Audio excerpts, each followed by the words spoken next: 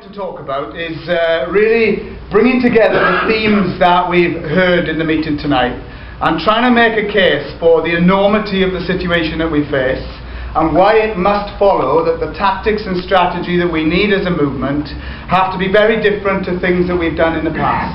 And that means analysing not just politically what we require in terms of trying to oppose austerity, but also in the trade unions, asking ourselves about the industrial tactics we need to employ if we're going to force the government to back down. It is to be absolutely straight with what's in front of us and what we need to do to have any hope of defending ourselves. And in that sense, we have to start with recognising the scale of what we face. This is, according to Mervyn King, the government of the Bank of England, unprecedented. The assault on working people, just in terms of living standards, is taking us back to a period as long ago as the 1930s when things were pretty grim.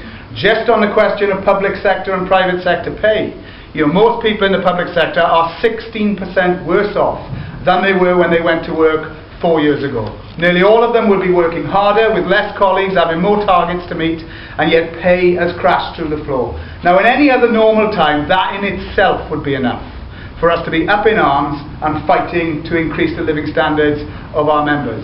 Of course, these aren't normal times, but pay in itself is incredible what is happening.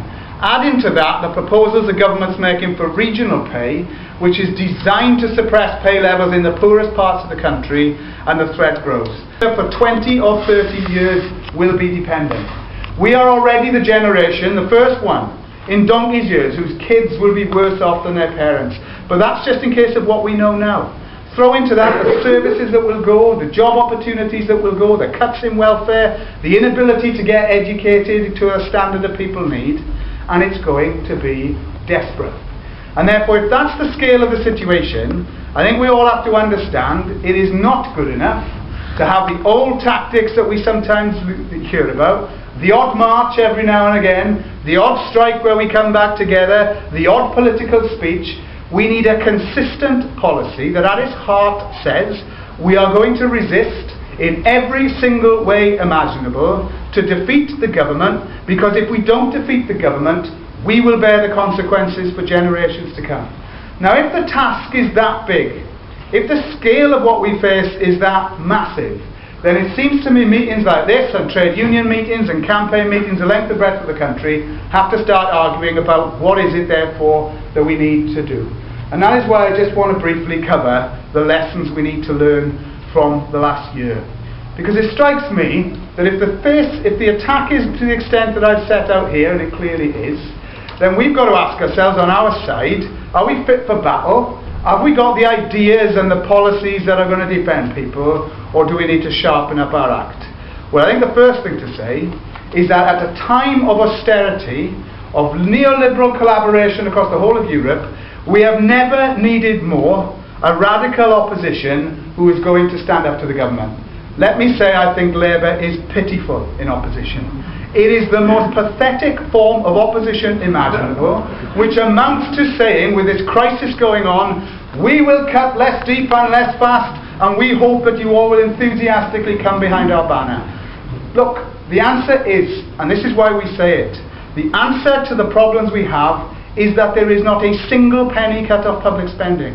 In fact, we need to spend more money, because all the economists of note, people like Paul Krugman on Newsnight, who destroyed the right wing only 2 weeks ago, are making the case that at times like this, you need to spend to increase growth in the economy to shrink the deficit.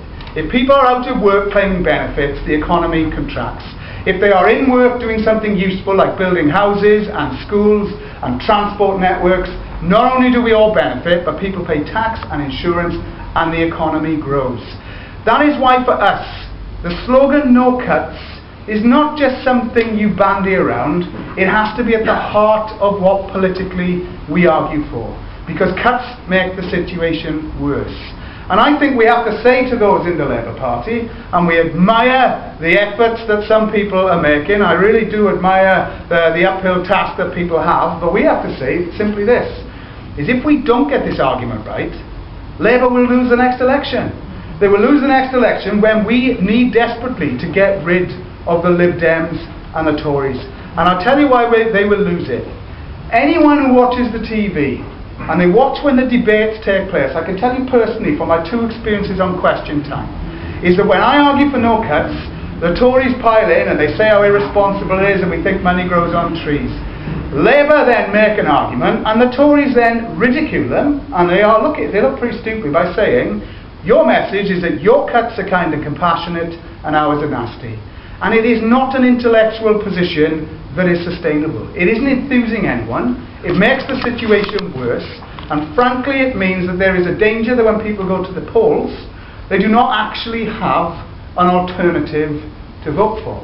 What they get is they vote for the least worst option, the opposition. And in the unions as well as in the Labour movement, we've got to convince people that the argument is for no cuts. And that's why I'll just say, if you haven't seen them, these 2 publications the PCS has put out, publications that we started off with 20,000 copies and have now printed 250,000 of that one alone, give the basic economic argument.